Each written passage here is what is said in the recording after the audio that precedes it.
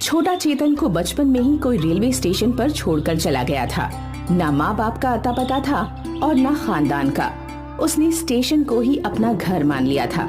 थोड़ा बड़ा होने पर छोटी मोटी चोरियां करना, जेब काटना सीख गया था। उससे जो भी कमाई होती वो खुद के खाने और स्टेशन पर रहने वाले गरीब बच्चों को खाना खिलाने पर खर्च करता था।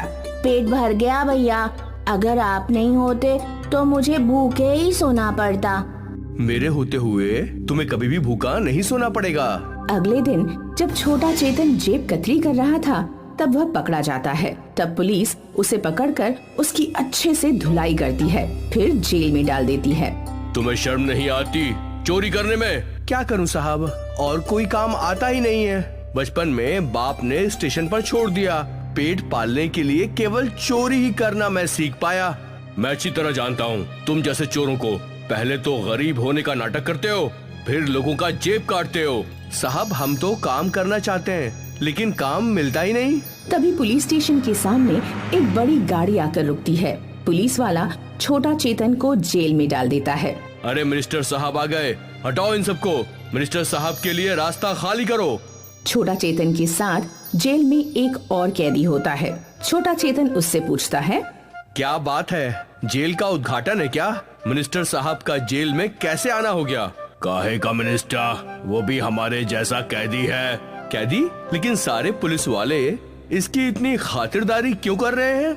हम छोटी मोटी चोरियां करते हैं तो हमें मार पीट कर जेल में डाल दिया जाता है। ये मिनिस्टर लोग बड़ा हाथ मारते हैं, हजारों करोड़ों की चोरी करते हैं, फिर भी इन्हें ऐसे ही सम्मान के साथ जेल में लाया जाता है। पुलिस इंस्पेक्टर जाकर मिनिस्टर की गाड़ी का गेट खोलता है, फिर उसे सलाम कर अंदर आने के लिए कहता है। सलाम सर, आपकी वजह से ही मेरी यहाँ नौकरी लगी थी। मैं आपका बहुत आभारी हूँ। मेरी यहाँ अच्छे से खातिरदारी करवाना, इसलिए कमिश्नर को बोलकर मैं इस जेल में शिफ्ट हुआ हूँ। चिंता नहीं कीजिए, आपको किसी भी चीज की कोई कमी नहीं होगी। इस बात का मैं खास ख्याल रखूंगा। पुलिस इंस्पेक्टर कैदी मिनिस्टर को सम्मान के साथ पुलिस स्टेशन के अंदर लेकर आता है। कैदी मिनिस्टर इंस्पेक्टर की कुर्सी पर बैठ जाता है। मेरे जेल में टीवी, एसी और फ्रिज का इंतजाम हो गया है ना? यस सर, सभी चीजों का इंतजाम हो गया है। आपको किसी चीज की कोई कमी नहीं होगी। छोटा चेतन अपने जेल से ये सब देख रहा था। उसे ये सब देखकर बहुत आश्चर्य होता है। अजीब दुनिया है, जिसने लोगों का पैसा खाया, इसकी वजह से कितने परिवारों को खाना तक नहीं मिला, वो यहाँ इतनी आलीशान जिंदगी जी रहा है। क्या बताएं भैया, दुनिया ऐसी ही है। हमारी मजबूरी में की गई छोटी मोटी चोरियां बड़े गुनाह बन जाते हैं और इन लोगों को बड़े बड़े घोटालों से भी कोई फर्क नहीं पड़ता। पुलिस इंस्पेक्टर इज्जत के साथ कैदी मिनिस्टर को जेल में लेकर आता है। कैदी मिनिस्टर का जेल साफ सुथरा होता है, लेकिन वो किसी लिविंग रूम से कम नहीं होता। उसमें टीवी, फ्रिज, एसी सभी सुविधाएं होती हैं। खाने में कैदी मिनिस्टर को स्वादिष्ट भोजन मिलता है और छोटा चेतन को प्याज व सूखी हुई रोटियां। अरे भाई, जरा अचार वगैरह तो दे दो, ये सूखी रोटियां कैसे खाऊंगा? तुम तो बोल रहे थे बहुत गरीब हो, तो क्या तुम दिन भर में 56 प्रकार के भोग खाते रहते हो क्या? जो अभी तुम्हें अचार चाहिए, खा लो चुपचाप, वरना ये भी नहीं मिलेगा। नहीं नहीं नहीं, अपन खा लेता है। अगले दिन सभी कैदियों को पत्थर तोड़ने के काम पर लगाया जाता है। मिनिस्टर कैदी आराम से कुर्सी पर बैठकर धूप सेक रहा होता है। अरे इंस्पेक्टर, यहाँ बहुत धूप आ रही है, छाता ले आओ। यस सर, मैं भी लेकर आता हूँ। पुलिस इंस्पेक्टर कैदी मिनिस्टर के लिए धूप में छाता पकड़कर खड़ा रहता है। इधर दूसरे कैदी धूप में पसीना बहा रहे होते हैं। तभी गलती से छोटा चेतन के पैर पर हथौड़ा लग जाता है। अरे अंधा है क्या, देखकर काम नहीं कर सकता? अपने पैर पर हथौड़ा मार दिया। अगर दिखाई देता तो खुद क्यों अपने पैर पर हथौड़ा मारता? अपुन को एड़ा समझेला है क्या? तेरी जबान बहुत चलती है, रुक, तुझे अभी बताता हूँ। पुलिस इंस्पेक्टर छोटा चेतन की धुलाई कर उसे जेल में डाल देता है। उस दिन उसे खाने के लिए भी कुछ नहीं मिलता। अरे भाई, इन लोगों से क्यों मुंह लगते हो? ये लो, तुम मेरी आधी रोटी खा लो, वरना भूखे ही सोना पड़ेगा। अपन को खुद की फिक्र नहीं है, मुझे उन बच्चों की चिंता सताई जा रही है जिन्हें अपन खाना खिलाता था। बेचारे वो भूखे सो रहे होंगे। ये कुंभकर्ण जो दूसरों के बच्चों का निवाला छीनता है, वो यहाँ चैन की नींद खर्राटे मारकर सो रहा है। अपन ठान लिया, यहाँ से निकलने के बाद अपन भी मिनिस्टर बनेगा, लेकिन इस जैसा फालतू मिनिस्टर नहीं। अपन गरीब और बेसहारा की मदद करेगा। इस जैसे चोर मिनिस्टर को कड़ी से कड़ी सजा दिलवाएगा और मैं तेरा पीए बन जाऊंगा। तुम मुझे काम पर तो रखोगे ना? हाँ हाँ, तू तो मेरा भाई है। तुझे नहीं रखेगा तो अपन किसको रखेगा? और अपन लोग इन जैसे मिनिस्टर का बैंड बजाएगा।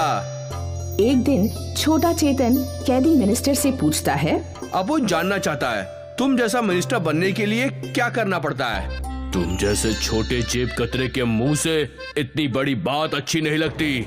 जाकर मेरे जेल की सफाई करो। ऐसा क्या साहब, छोटा सा सवाल ही पूछा था। नहीं जवाब देना चाहते हो तो नहीं बोल देते।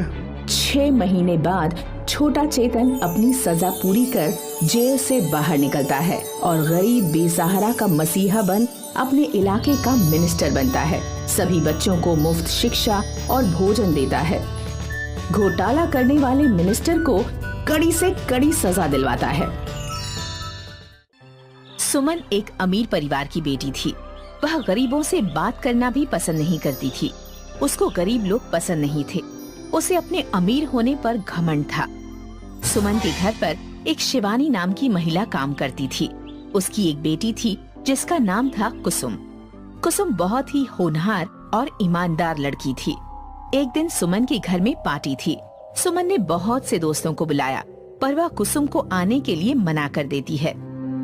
कुसुम, रात को मेरे घर में पार्टी है, तुम अपनी मम्मी के साथ यहाँ मत आना। क्या हुआ मालकिन, मैं क्यों नहीं आ सकती? मुझे भी पार्टी देखनी है। नहीं नहीं, तुम नहीं आ सकती क्योंकि तुम गरीब हो और गरीबों का मेरी पार्टी में कोई काम नहीं है। कुसुम उदास सा चेहरा लेकर घर की ओर चल देती है। घर जाकर वह उदास बैठ जाती है। तभी वहाँ शिवानी आती है। कुसुम, क्या हुआ बेटा, तुम इतनी उदास क्यों बैठी हो? कुछ नहीं माँ, सुमन के घर पार्टी है और मुझे सुमन की पार्टी देखनी है। वो बहुत अच्छे अच्छे और अलग अलग तरह के पकवान खाते हैं, जैसे बर्गर, पिज्जा, मोमोज, चाउमीन। मुझे भी ये सब खाना है।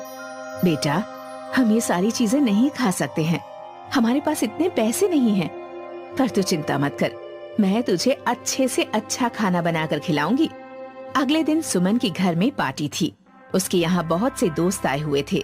खाने में बहुत अच्छी अच्छी चीजें थी, जैसे बर्गर, पिज्जा, पनीर। सब पार्टी एंजॉय कर रहे थे। पार्टी का काम था तो शिवानी काम करके थक गई थी।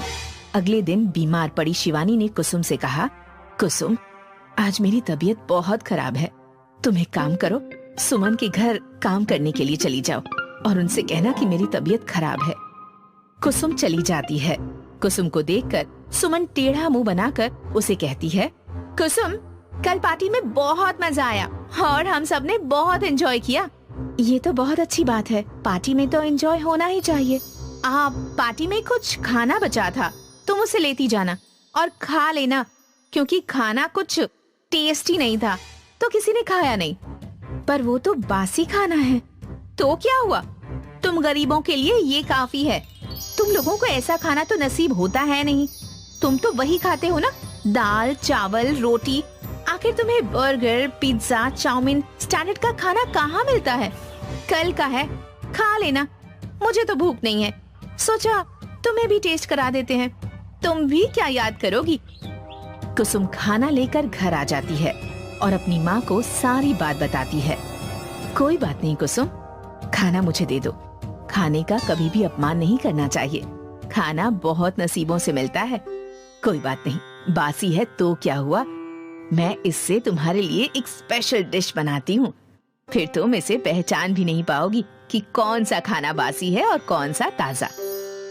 शिवानी उस खाने को किचन में ले जाती है और बहुत स्वादिष्ट खाना बनाती है। कुसुम उसे खाकर कहती है, ये तो बहुत स्वादिष्ट खाना है। तुमने तो खाने को एक नया रूप दे दिया। तुम्हारे हाथों में तो जादू है। तुम बेकार खाने को भी इतना अच्छा बना सकती हो। अब मुझे अमीरों का खाना नहीं चाहिए, क्योंकि अमीरों जैसा खाना तो मेरी माँ खुद ही बना सकती है।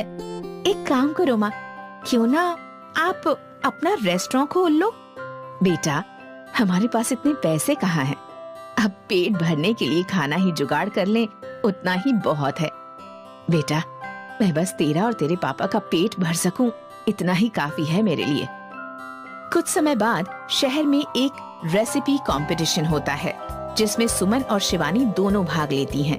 शिवानी अपने हुनर से जीत जाती है और सुमन को अपनी गलती का एहसास होता है और वह कहती है, मुझे माफ कर दो आंटी, मैंने आप गरीब हो तो आपको बहुत कुछ सुनाया ना। आप गरीब होकर भी अमीर हैं और मैं अमीर होकर भी गरीब। आप हर चीज को इतनी अच्छी तरह से मॉडिफाई कर सकती हैं और मुझे तो खाना बनाना ही नहीं आता। कोई बात नहीं बेटा, एक दिन तुम भी अच्छा खाना बनाओगी, देख लेना। बस किसी का अपमान मत करना और खाने का तो बिल्कुल भी नहीं। शिवानी कंपटीशन जीतने के बाद अपना एक रेस्टोरेंट खोल लेती है जहाँ पर वह वेस्ट खाने से नई नई तरह की डिश बनाती है और वो लोगों को बहुत पसंद भी आती है। तभी कुसुम वहाँ आती है और कहती है, आप इतना अच्छा खाना बनाती हो तो क्यों ना आप रेस्टोरेंट चलाने के साथ सबको ये हुनर सिखाओ, क्योंकि सुमन जैसी लड़कियाँ खाना बनाना नहीं जानती, उन्हें भी खाना बनाना आ जाएगा। हाँ कुसुम, तुम सही कह रही हो। आंटी को हम जैसी लड़कियों को खाना बनाना सिखाना चाहिए। हम भी आपकी तरह खाना बनाना चाहते हैं, आप सिखाएंगी ना हमें? ठीक है बच्चों, मैं तुम्हारी कुकिंग क्लास भी लिया करूंगी और तुमको खाना बनाना भी सिखाऊंगी।